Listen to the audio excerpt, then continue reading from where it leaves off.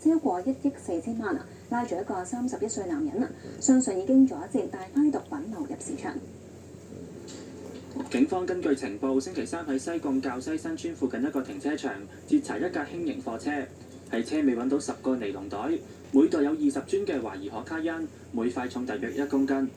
到呢一批懷疑嘅可卡因呢，係用咗多重不透光嘅膠紙嚟包裝，再放入一啲普通同埋粗糙嘅尼龍袋入邊。咁喺出邊睇呢，係好似一啲普通、一啲比較係廉價嘅貨物咁樣。咁而且毒販亦都好蠱惑咁咧，用一啲比較流行嘅牌子嘅客貨車咧去運載，嘗試將呢啲毒品咧係轉移到另外一個嘅地方，從而咧佢哋希望咧可以增加到我哋調查嘅難度，同埋逃避到我哋嘅執法。警方拉咗並且扣留31歲報稱無業嘅男司機。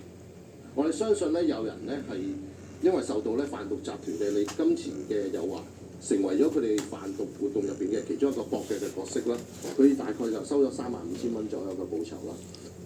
被捕嘅男人暫時被控販運危險藥物罪，星期5喺觀塘裁判法院提堂。警方話會繼續追查毒品來源，以源頭堵截嘅方式打擊販毒。